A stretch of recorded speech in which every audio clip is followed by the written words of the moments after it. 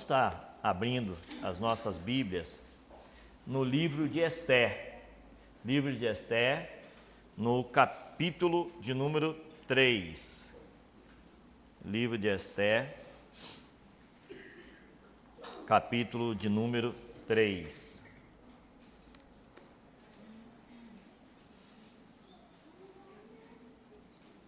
Nós vamos estar, na realidade, meditando em todo o livro de Ester, certo?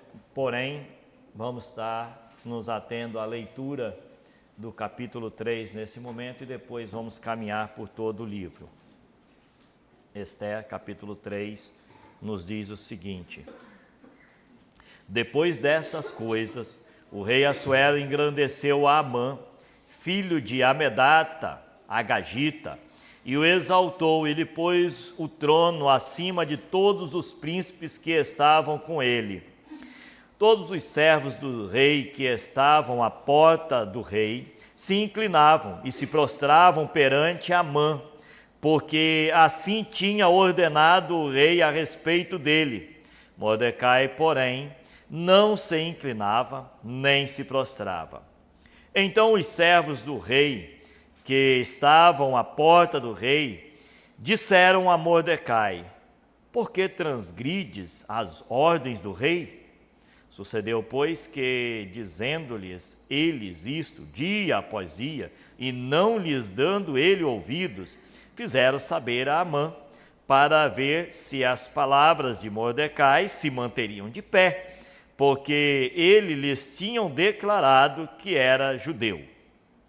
Vendo, pois, Amã que Mordecai não se inclinava, nem se prostrava diante dele, encheu-se de furor. Porém, teve como pouco nos seus propósitos o atentar apenas contra Mordecai, porque lhes haviam declarado de que povo era Mordecai. Por isso, procurou Amã destruir todos os judeus, povo de Mordecai, que havia em todo o reino de Assuero. No primeiro mês, que é o mês de Nisã, no ano 12º do rei Assuero, se lançou pur, isto é, sortes, perante Amã dia após dia, mês após mês, até ao 12º, que é o mês de Adar. Então disse Amã ao rei Assuero: Existe espalhado, disperso entre os povos em todas as províncias do teu reino, um povo cujas leis são diferentes das leis de todos os povos e que não cumprem as do rei, pelo que não convém ao rei tolerá-los. Se bem parecer ao rei, decrete-se que sejam mortos, e nas próprias mãos dos que executarem a obra, eu pesarei 10.000 talentos de prata para que entrem no tesouro do rei. Então o rei tirou da mão o seu anel, deu-o a Amã, filho de Amedata, o Agagita, adversário dos judeus, e lhes disse: Esta prata seja tua, como também esse povo, para fazeres dele o que bem for do teu agrado. Chamaram, pois, os secretários do rei no dia 13 do primeiro mês, e segundo ordenou Amã, todo se escreveu aos sátrapas do rei, aos governadores de todas as províncias e de cada povo, e cada província no seu próprio modo de escrever, e a cada povo na sua própria língua. Em nome do rei Assuero se escreveu, e com o anel do rei se selou. Enviaram as cartas por intermédio dos correios a todas as províncias do rei, para que se destruíssem, matassem e aniquilassem de uma vez a todos os judeus, moços e velhos, crianças e mulheres, em um só dia, no dia 13 do 12º mês, que é o mês de Adar, e que lhes saqueassem os bens. Tais cartas encerravam o traslado do decreto para que se proclamasse a lei em cada província. Esse traslado foi enviado a todos os povos para que se preparassem para aquele dia. Os correios, pois, impelidos pela ordem do rei, partiram incontinenti, e a lei se proclamou na cidadela de Suzã. O rei e Amã se assentaram a beber na cidade de Suzã, mas a cidade de Suzã estava perplexa. Amados,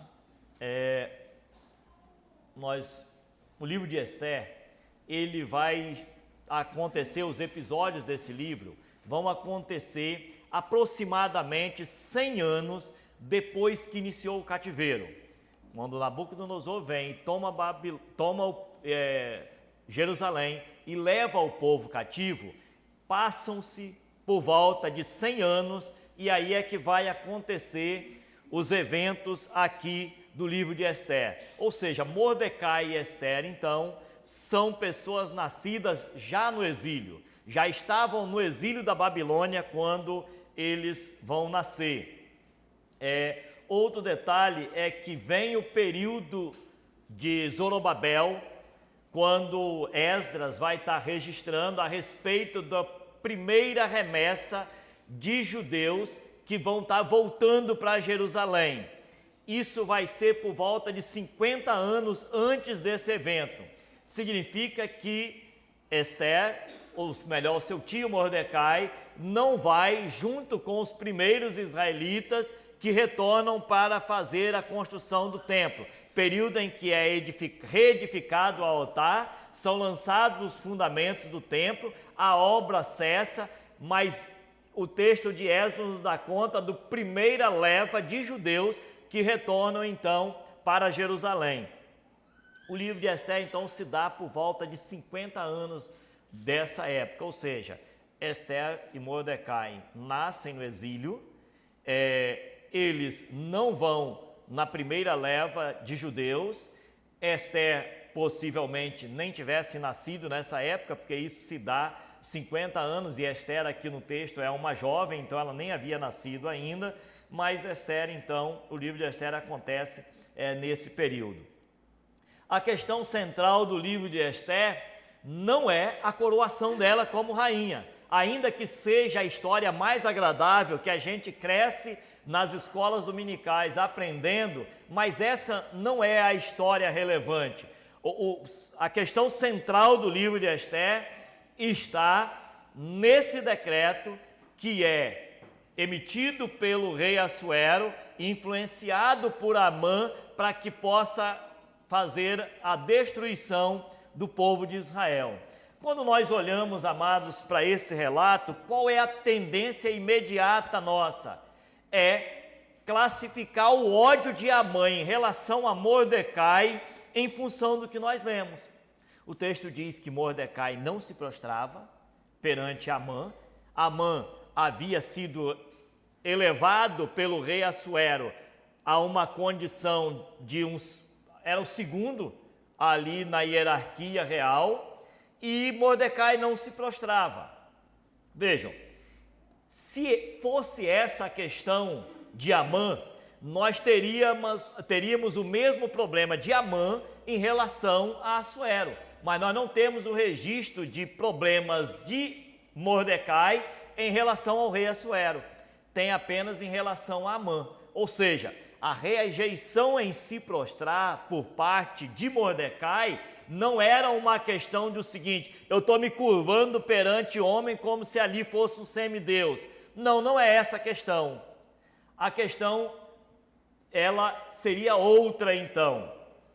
E o livro de Esther então vai discorrer a respeito dessa história, certo? Nós vamos estar meditando nessa noite, amados, nesse livro, as crianças que anotam. O tema será Guerra entre Sementes. Qual é o tema da mensagem então, criança? Guerra entre sementes. Guerra entre sementes. Nós vamos estar meditando no livro de Esther dentro dessa perspectiva da guerra entre sementes. O primeiro ponto que nós vamos ver, as crianças podem escrever a realidade. Qual é a realidade? Estamos em guerra. A realidade é, estamos em guerra. O livro nos mostra o seguinte.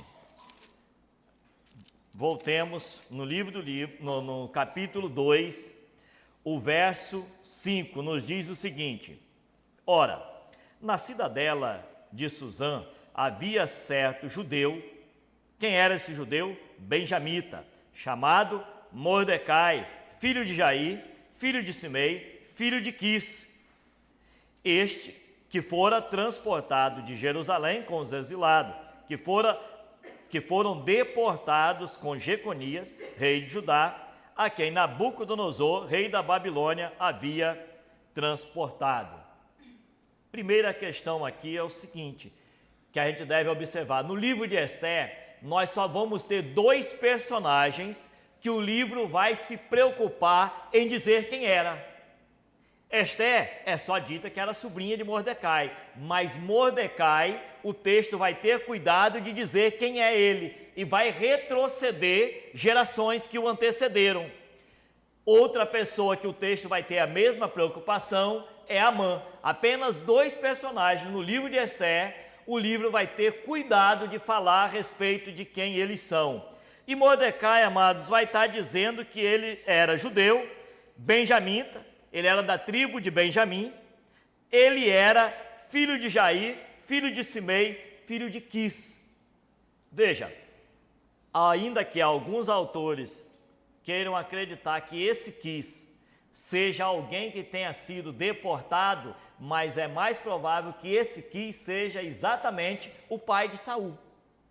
Quis, benjamita, pai de Saul, primeiro rei de Israel. Por que o texto nos permite acreditar nisso? Porque quando vai falar da segunda genealogia, bem aqui, do segunda menção de ascendentes daquele de Amã, vai remontar ao mesmo período. Vejam, quem era Saul? Primeiro rei de Israel. Então, quem era Mordecai? De uma linhagem real.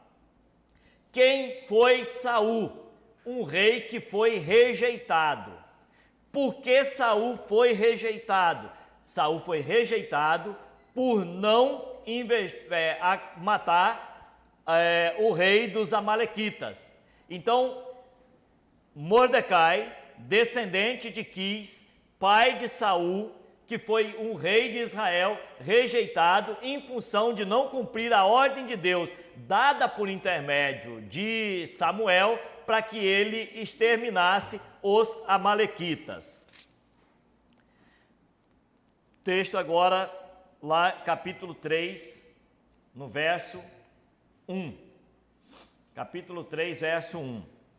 Depois dessas coisas, o rei Assuero engrandeceu a Amã, e agora vai dizer quem era Amã, filho de Amedata, Agagita, e o exaltou, ele pôs o trono acima de todos os príncipes que estavam com ele.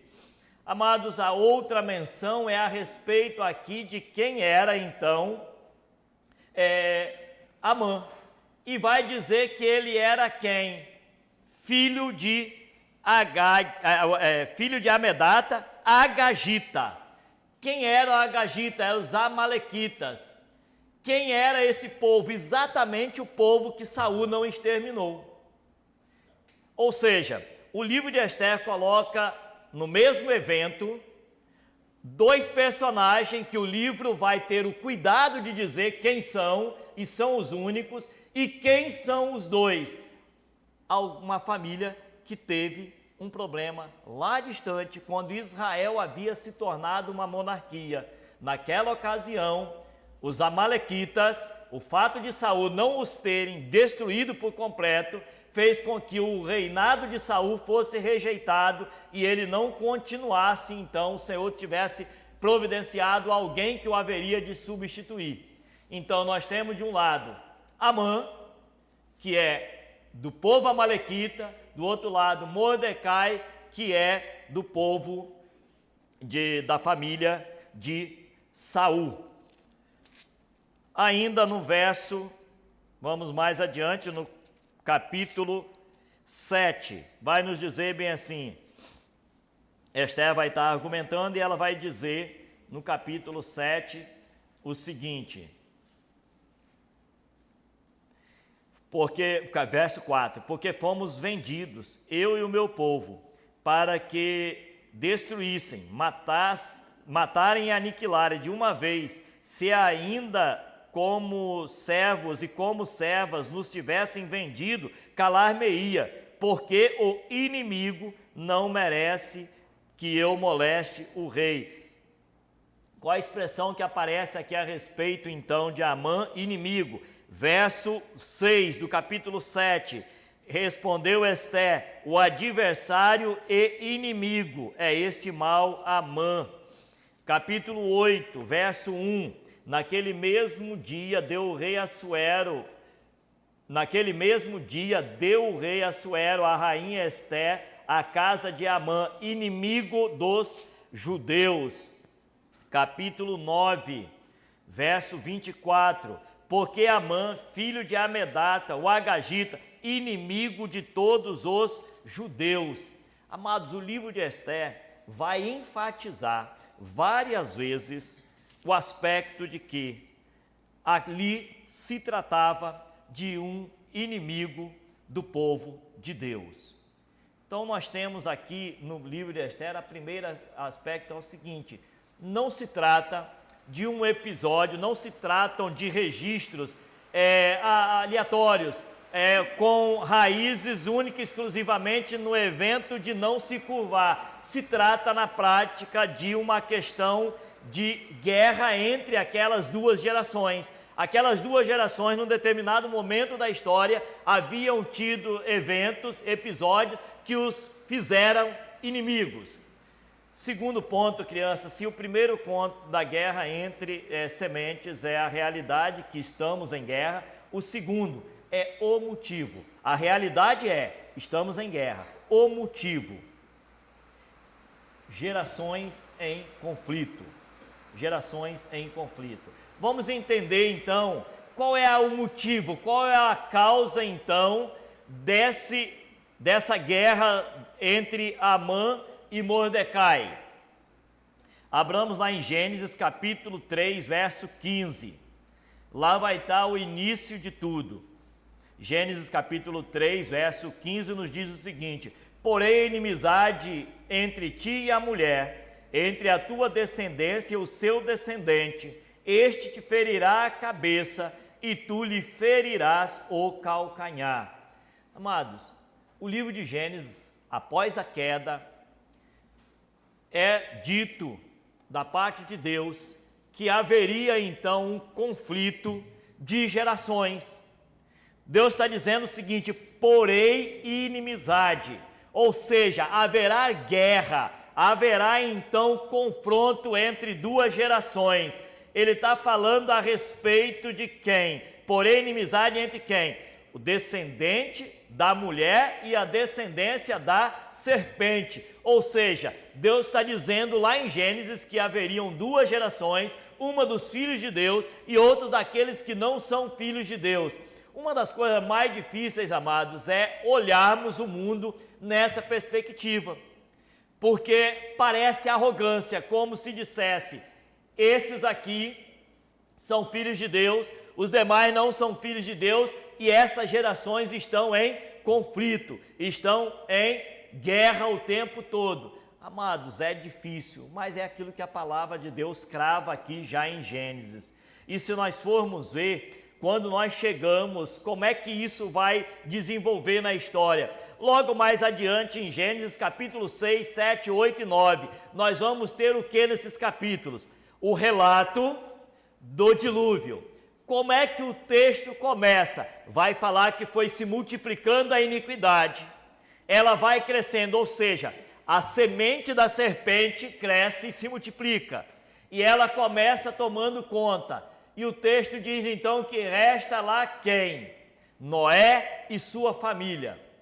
Amados, nesse momento, nós podemos dizer que a semente da mulher estava sendo asfixiada. O povo de Deus estava sendo asfixiado. Estava bem ali cercado, era apenas uma família em meio a toda uma geração. Amados, veja, o fato de estarem esses apenas, faz com que Deus então mande o dilúvio. O que tem a ver então, crianças?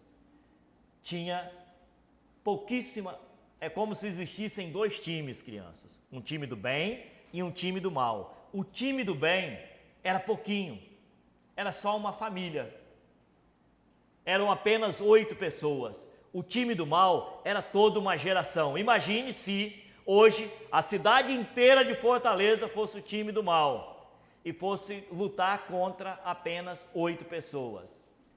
O que nós temos aqui é um cenário de que estava sendo sufocado o povo de Deus. E o que é que Deus faz então? Manda o dilúvio e recomeça do zero novamente. Deus tem um compromisso com a família da aliança. Deus tem um compromisso com o povo escolhido. E mesmo que às vezes pareçam poucos, às vezes pareçam fracos, às vezes pareçam pequenos, há um Deus que vela sobre a vida da sua igreja, vela sobre a vida do seu povo, e é como é colocado na palavra de Deus que a sua igreja haveria de ser estabelecida e as portas do inferno não haveriam de prevalecer. Por quê? Porque Deus haveria de cuidar, Deus haveria de proteger, Deus haveria de zelar e velar por ela. O que nós temos então em Gênesis 6, 7 e 8 e 9 é um Deus cuidando da semente da mulher, ainda que a semente da serpente tivesse se multiplicado. Vejam, se não fosse 2 mundos, não haveria razão para Deus decretar a morte de um. Se um é igual ao outro, se não há diferença entre aqueles que servem e aqueles que não servem ao Senhor, Deus iria olhar e ia dizer, está tudo bem, está tudo tranquilo. Mas não, o olhar de Deus é preservar a semente da mulher e destruiu naquele momento a semente da serpente. João, capítulo 15, verso 18 e 19. Se o mundo vos odeia, sabei que primeiro do que a vós outros odiou a mim. Se vós fosseis do mundo, o mundo amaria o que era seu. Como todavia não sois do mundo, pelo contrário, dele vos escolhi. Por isso o mundo vos odeia. O que Jesus está dizendo é o seguinte: aqueles que o seguiam, vejam, vocês não são do mundo, vocês fazem parte da semente da mulher. Pelo fato de fazerem parte da semente da mulher, fazerem parte da linhagem pactual, é automático. Se fazem parte de, são opostos a. É isso que Cristo está dizendo. Não está criando um grupo neutro, não está criando um grupo à parte, um terceiro grupo, não, amados. O que está lá em Gênesis é semente da mulher, semente da serpente. O que Cristo está falando aqui é o quê? Tem um lado que está comigo e aqueles que não estão são odiados por esses. Todos aqueles que não fazem parte são odiados por esses. Às vezes a gente fala bem assim, não, mas é tão duro, né? Parece que Cristo não está considerando que naquela época, mesmo não crentes, haviam pessoas boas. Sim, amados, haviam. A questão aqui, se nós formos parar para pensar, é só nós considerarmos aquilo que nós vemos na sociedade atualmente. Basta você afirmar um valor cristão para que às vezes você veja uma revolta por parte de alguns grupos carregado de ódio mesmo, carregado de ódio. Aí você fala, mas por que isso? Qual é a raiva? Cristo está dizendo, não tem a ver com vocês, não tem a ver com a igreja, tem a ver com aquele a quem a igreja serve. E aqui Cristo está dizendo então, pelo fato de vocês terem sido escolhidos por mim, o mundo vai odiar. Então esse ódio é em relação ao próprio Cristo. Efésios 6, versos 10, 11 e 12. Quanto ao mais, sede fortalecidos no Senhor e na força do seu poder, revestíveis de toda a armadura de Deus, para poderes ficar firmes contra as ciladas do diabo, porque a nossa luta não é contra o sangue e a carne, e sim contra os principados e potestades, contra os dominadores desse mundo tenebroso, contra as forças espirituais do mal nas regiões celestiais. Aqui qual é a advertência do apóstolo aos Efésios? Veja, não confundam essa jornada que nós temos, que nós às vezes erroneamente classificamos ela como secular, porque não é, tudo tem peso eterno naquilo que fazemos, e o apóstolo está dizendo o seguinte: veja, a demanda de vocês dia a dia, as lutas de vocês do dia a dia, não é a luta real, existe uma luta maior, e ele vai falar: a vossa luta não é contra o sangue, não é contra a carne, e sim contra as potestades, contra os dominadores desse mundo tenebroso, contra as forças espirituais do mal, nas regiões celestiais. O que o apóstolo está falando? A luta real que travamos, ela é de caráter espiritual. Veja, amados, em Gênesis nós temos a distinção: semente da mulher, semente da serpente. Em Gênesis ainda nós temos o cuidado de Deus e o zelo dele para com a semente da mulher.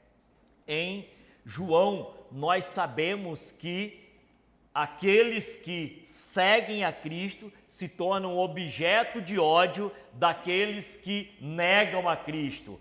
E aqui em Efésios está sendo dito que nós temos que entender que vivemos numa arena de luta espiritual. E esqueça, amados, das questões de batalha espirituais e disso, daquilo outro. Que o texto está colocando é o seguinte: veja, nós ou estamos, por exemplo, sob a inclinação do Espírito ou sob a inclinação da nossa carne. Essa luta, não pense você que você precisa de um fator externo para viver ela, não, para travar essa batalha, não.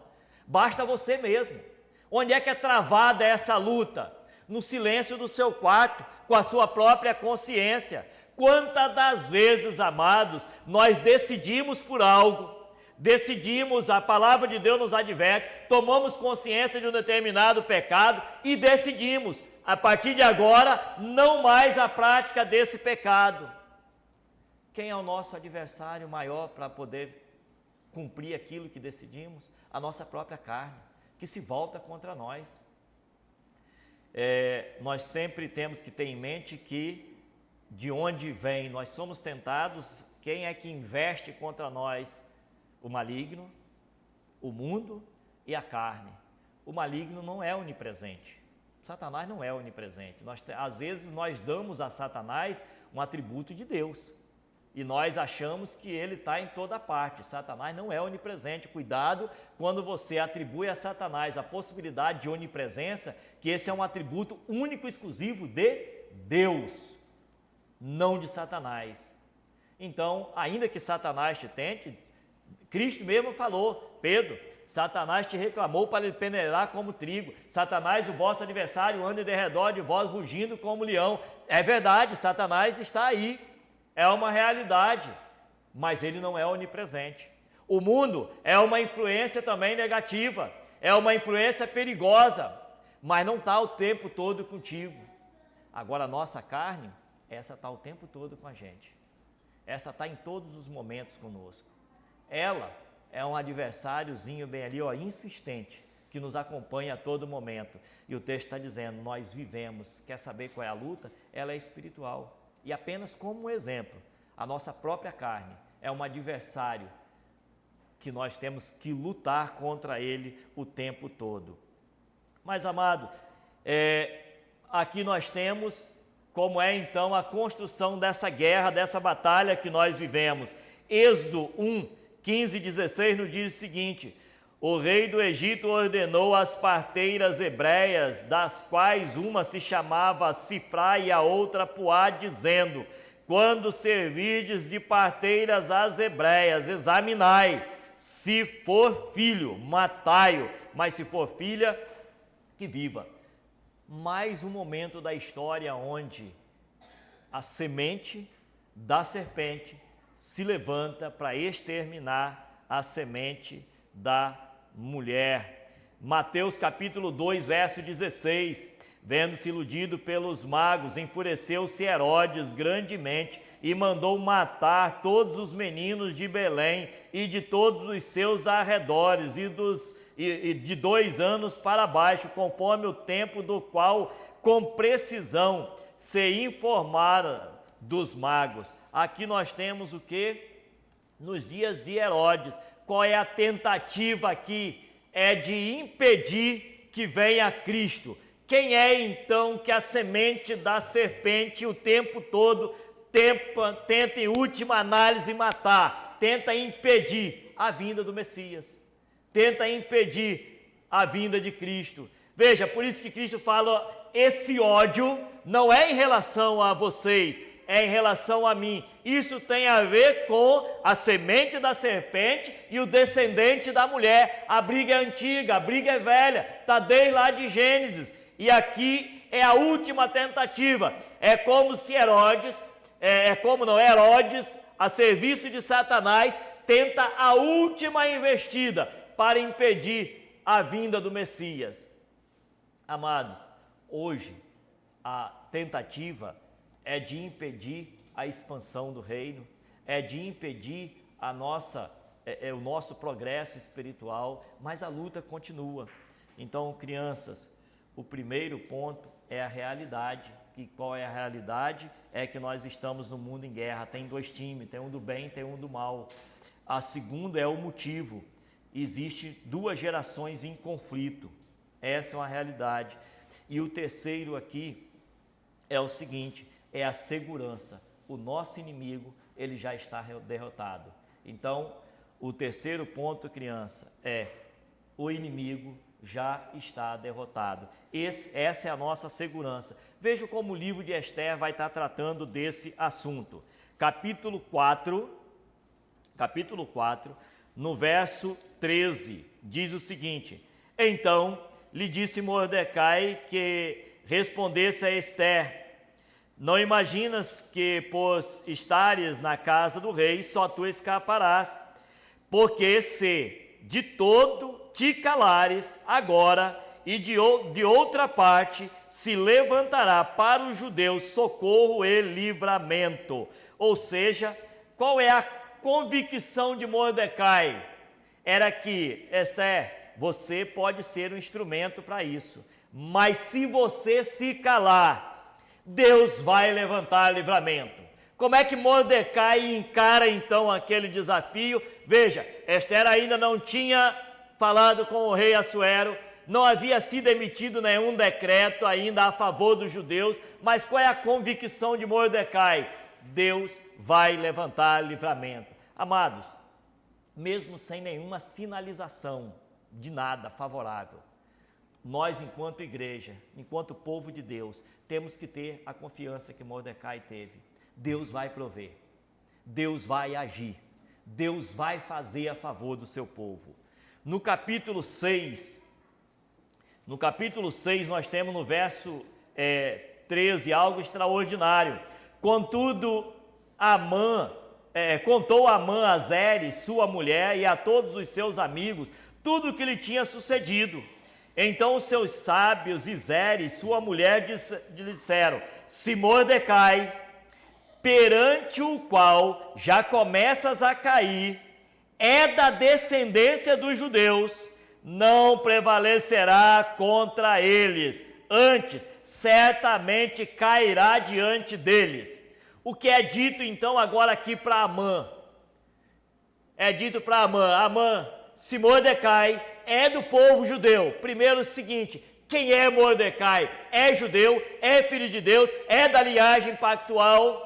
Ela está dizendo aqui: não prevalecerás contra eles, certamente cairá diante deles. Nós temos a confissão de Mordecai, Deus vai levantar livramento. Agora aqui nós temos uma confissão dos inimigos, esse povo não será derrotado. Amados, qual é a questão de Satanás nos últimos dias? É ele tentar de todas as formas trazer mais gente para o lado dele. Por quê? Porque ele sabe que ele é alguém derrotado. O que tem aqui é uma confissão do próprio adversário. O próprio adversário está dizendo, lembra do caso quando o povo de Israel foi entrar em Jericó, qual é o relato de Raabe? O relato de Raabe é, o povo já está com o seu coração desmaiado, eles já estão destruídos, eles sabem a respeito de um povo que veio atravessando o deserto, que destruiu e derrubou vários reis, e eles sabem que vocês passaram o Mar Vermelho, eles sabem que vocês atravessaram o Jordão, ou seja, o povo sabia que eles não tinham como enfrentar o povo de Israel. Ou seja, antes que as muralhas de Jericó tivessem caído, o povo que estava lá dentro já estava derrotado. O que a família aqui, o que a mulher Zeres está dizendo a Amã é que você já é alguém derrotado. Ainda no capítulo 7, verso 9, então disse Arbana, um dos eunucos que serviam ao rei, eis que existe junto à casa de Amã a forca de 50 côvados de altura que ele preparou para Mordecai, que falara em defesa do rei. Então disse o rei, enforcai-o nela. Veja, é interessante que o próprio instrumento que Amã havia preparado para a destruição de Mordecai é um instrumento que é utilizado para a destruição dele próprio. No Salmo 9, verso 15, diz o seguinte, afundam-se as nações na cova que fizeram, no laço que esconderam, prendeu-se-lhe os pés. Na realidade, o que Mordecai o que Amã está fazendo aqui é o que o salmista está dizendo. A cilada que eles armaram contra Mordecai, se voltou contra ele mesmo. Quem é que preparou o próprio instrumento de vingança? O próprio Amã. Capítulo 8, verso 11. Nelas, o rei concedia aos judeus de cada cidade que se reunissem e se dispusessem para defender a sua vida, para destruir, matar, aniquilar e de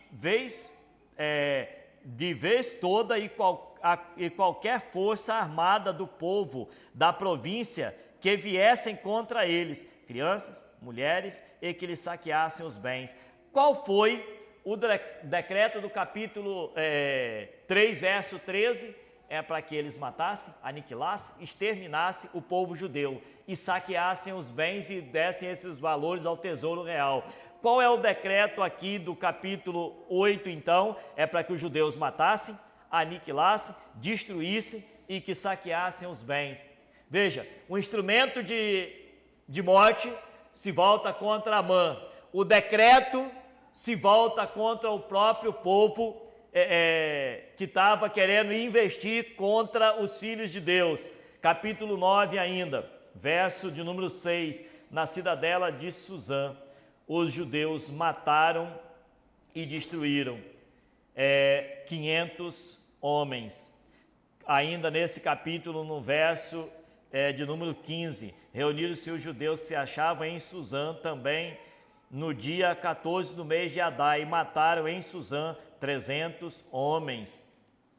Verso 16, também os demais judeus que se achavam nas províncias do rei se reuniram e se dispuseram para defender a vida, e tiveram sossego dos seus inimigos, e mataram 75 mil. Amados, é porque às vezes nós lemos o registro e a gente diminui o tamanho da vitória. Parem para pensar, nós estamos falando de um povo que era estrangeiro, ali no meio do reino persa. O povo de Israel era um estrangeiro, era o povo que Nabucodonosor havia levado cativo, ele é estrangeiro. Esse povo, até pouco instante atrás, tinha um decreto de morte que parava sobre a cabeça deles, e agora eles estão matando milhares e milhares, dezenas de milhares do povo para o qual eles estavam servindo. Ou seja, não é matar de um exército adversário, é de matar de um exército que está subjugando aquele povo. Quem é que está matando? O povo subjugado. Quanto é que eles estão matando? Dezenas de milhares. Quando nós paramos para olhar uma questão dessa, amado, nós vemos o tamanho da vitória, o tamanho do livramento que Deus está concedendo aqui aos filhos dele. E o texto então vai estar dizendo aqui, a ênfase deve ser o seguinte: seja Mordecai, seja os inimigos, qual é a declaração? Deus vai livrar esse povo. Amados, qualquer que seja a situação, imagine a situação daquele povo, não era uma situação simples. O problema que eles tinham a enfrentar era um decreto onde dizia que eles haveriam de morrer. Creio eu que nenhum de nós estejamos passando um problema tão difícil quanto esse. Qual era a convicção de Mordecai? Deus vai trazer livramento. Qual era a certeza dele, a segurança? Deus vai trazer livramento. Qual é a certeza que nós devemos ter nos nossos corações? Deus vai prover livramento. Deus vai acudir nos momentos difíceis. Deus vai agir a nosso favor. Crianças, então, na guerra entre sementes, a realidade é que estamos em guerra, o motivo é que há um conflito entre gerações. O terceiro ponto é que o nosso inimigo já está derrotado, Satanás, o adversário de nossas almas, já está derrotado. E o consolo é que o choro vai virar alegria. O consolo é que o choro vai virar alegria. Vejam bem, capítulo 4, verso 3. Em todas as províncias onde chegava a palavra do rei e a sua lei, havia entre os judeus grande luto, com jejum, choro, lamentação, e muitos deitavam em pano de saco e cinza. Qual é o cenário pós-promulgação da lei? É de grande luto, é de choro, é de lamentação, é de pano de saco, é de cinza. Esse é o cenário que é colocado aqui no capítulo 4, onde o povo recebe a lei, recebe o decreto do rei. Agora no capítulo de número 9, verso 18. Os judeus, porém, que se achavam em Suzã, se ajuntaram no dia 13 e 14 do mesmo, e descansaram no dia 15, e fizeram dia de banquete e de alegria. Também os judeus das vilas que habitavam nas aldeias abertas fizeram no dia 14, do mês de Adar, dia de alegria e de banquete e de festa, e de mandarem porções dos banquetes uns aos outros. Mordecai escreveu estas coisas e enviou cartas a todos os judeus que se achavam em todas as províncias do rei Assuero, aos de perto e aos de longe, ordenando-lhes que comemorassem o dia 14 do mês de Adar e o dia 15 do mesmo todos os anos, como os dias em que os judeus tiveram sossego dos seus inimigos, e o mês que se lhe mudou de tristeza em alegria, dia de luto em dia de festa, para que os fizessem dias de banquete e de alegria, de mandarem porções dos banquetes uns aos outros e dádivas aos pobres. Amados, ali o texto nos dá conta então que aquilo que era luto virou momento de alegria, virou momento de festa.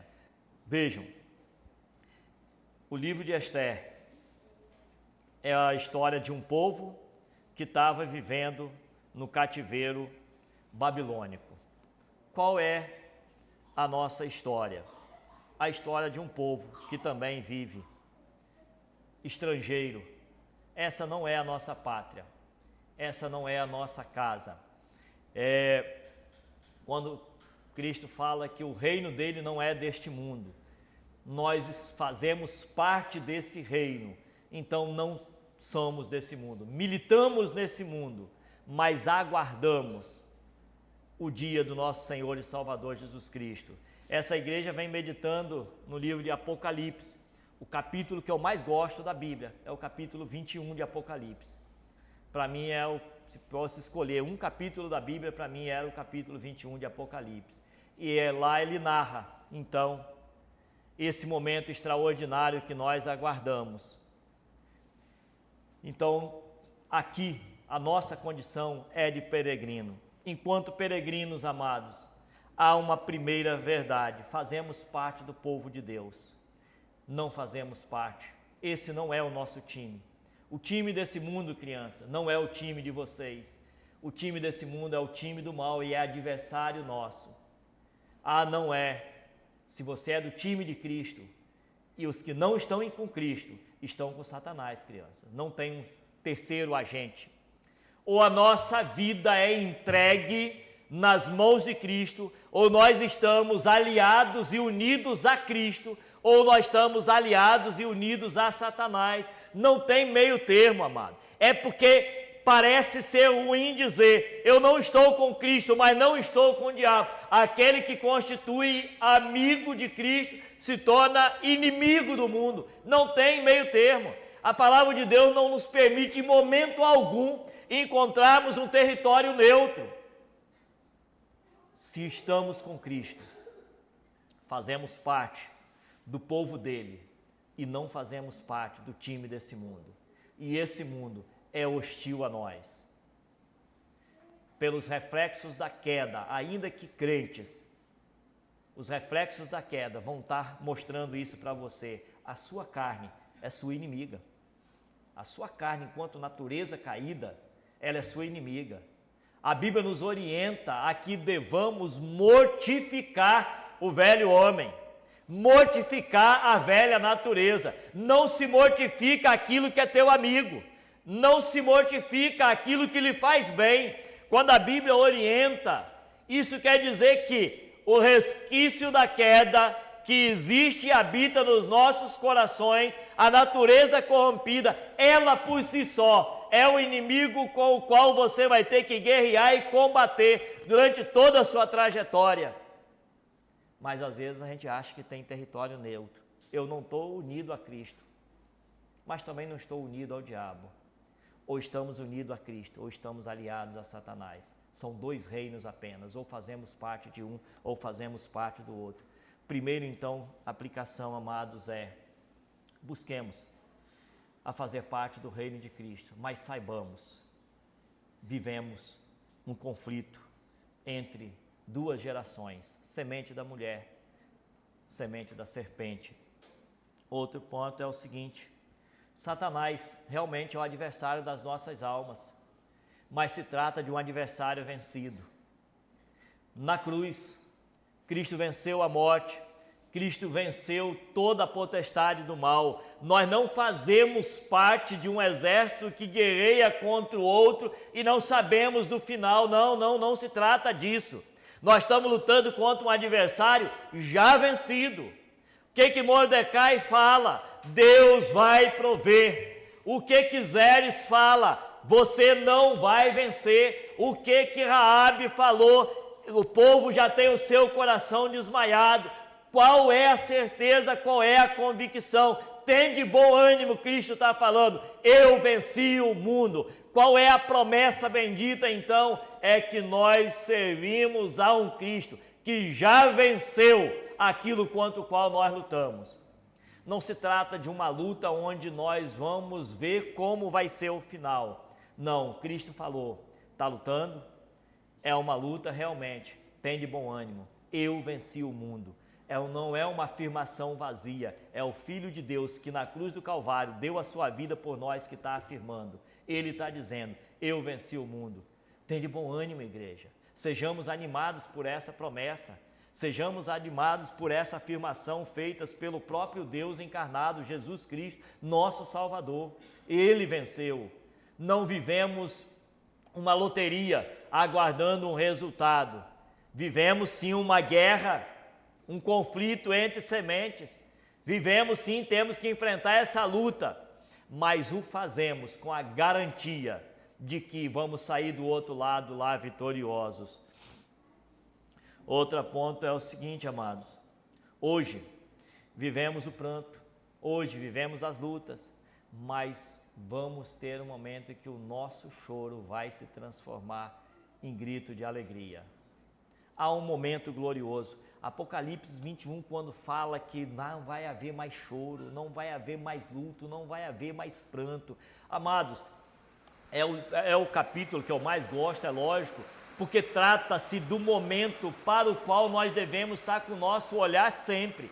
Quando estivermos passando pelos momentos difíceis na nossa trajetória, durante essa nossa peregrinação, faça como Jó. Onde é que estava a esperança de Jó? No momento difícil, no momento em que Jó não tinha mais os filhos, no momento em que Jó não tinha mais os bens, no momento em que Jó não tinha mais a saúde. Qual é a esperança de Jó? O que faz aquele homem romper com um brado de esperança é dizer: porque eu sei que o meu Redentor vive e que por fim se levantará. Nós sabemos que o nosso Cristo vive e que um dia Ele voltará com o seu reino eterno e nós estaremos com Ele para sempre na glória. Amados, quem participa de uma luta desse jeito, nos momentos difíceis, há alegria, há conforto, há consolo. Nós fazemos parte, nós participamos de uma guerra, onde nós sabemos qual é o resultado. O capítulo final, nós sabemos qual é. Eu sempre falo o seguinte, que na vida do perverso, por mais que nessa caminhada tudo pareça muito bonito, o capítulo final dele é de horror, dor, sofrimento eterno. Na vida do crente, por mais que essa trajetória dele possa ser difícil, o capítulo final é de glória eterna. É de glória eterna. O livro de Esther, Cristo, ali é o nosso Mordecai, é aquele que intercede, é aquele que livra, é aquele que está agindo a favor do povo de Deus. Esther é instrumento, o agente ali que provoca é Mordecai. Cristo é o nosso Mordecai. Ele é a quem pertencemos e por isso esse mundo nos odeia. Mas Ele é de quem temos a convicção de vitória, porque Ele já disse: eu venci o mundo. Então Ele nos convida a enfrentar essa nossa jornada, sabendo do que enfrentamos um adversário já vencido. Ele venceu a morte, então nós participamos dessa guerra, que ela já foi vencida por Cristo. E amados, um dia, o nosso luto vai se transformar em alegria. Um dia o nosso pranto vai dar lugar à festa. Esse é um consolo, esse é um conforto extraordinário da parte do nosso Deus. Levemos isso em nossos corações, experimentemos isso, façamos como Jó. Eu sei que o meu Redentor vive, eu sei que o meu Cristo vive, eu sei que o meu Salvador vive, Ele é o meu Redentor. Jó tinha nesse Cristo a sua confiança e a sua convicção. Nós temos confiança e convicção no nosso Mordecai por excelência, Jesus Cristo. Ele venceu e por isso nós podemos, confiante, travar a nossa batalha, já com um sorriso nos lábios de um vencedor, mesmo nos momentos difíceis. Amém. Que o Senhor Jesus aplique nos nossos corações, através do seu Espírito, a tua palavra. Nesse instante vamos estar ainda louvando ao nosso Deus mais uma vez.